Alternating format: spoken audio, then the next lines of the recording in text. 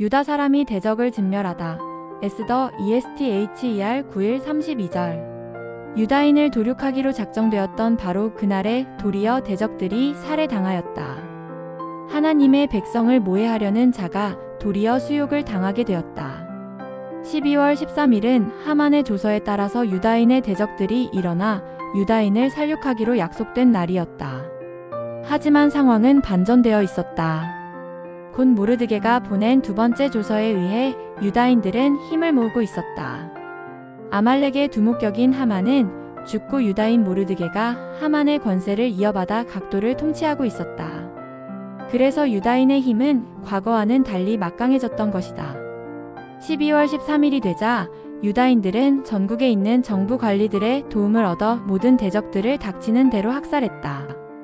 이때 유다인은 수산성에서만 500명을 죽였다. 하만의 10 아들들도 아버지의 죄로 인해 죽음을 당했다. 그러나 에스더는 왕에게 두 가지를 더 요청한다.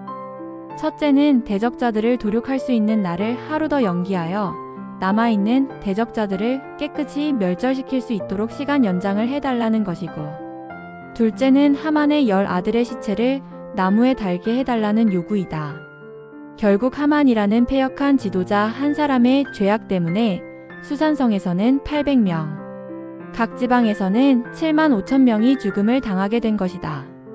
아말렉으로 더불어 대대로 싸우리라고 하신 하나님의 약속에 따라 출 1716 유다인들이 아말렉 족속을 섬멸하는 내용이다.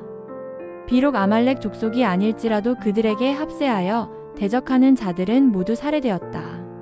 당시 유대인들 중 일부만이 예루살렘으로 귀환하였기 때문에 바사각 처에 흩어졌던 유다인들의 수요는 대략 70만 명은 되었을 것으로 추측된다. 이 수요는 살육당한 대적들의 약 10배가량이 되는 셈이다. 재산까지 탈취해도 좋다는 왕의 허락이 있었는데도 그렇게 하지 않았음을 제3 강조하고 있다.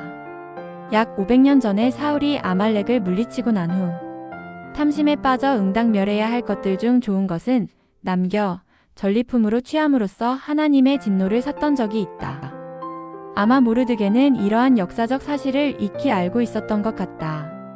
나무에 매달게 하소서 모르드게를 달려고 준비했던 나라는 하만의 패배로 자신은 물론 자신의 10명의 아들까지 나무에 달려야 하는 처절함을 당한다. 하나님의 백성은 고통받는 것 같으나 완전히 패하는 일이 없다. 그러나 악인은 그 정반대이다. 에스더 당시 바사국 내에 있었던 하만과 모르드게 사건 이후로 불임절이 생겨났는데, 말하자면 이 절기는 당시 지배적 문화였던 바사의 문화로부터 하나님께서 자기 백성을 구원하신 것을 경축하는 전기였다. 이러한 절기들을 통해 유다인들은 여러 세기를 거쳐 살 땅이나 예배드릴 성전이 없을 때에도 자신들의 문화적 정체성을 유지해왔다.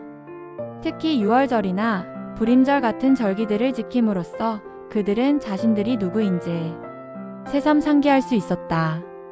유월절은 압제받던 처지로부터 자기 백성을 이끌어내신 하나님의 구원을 상기시켜 주었다.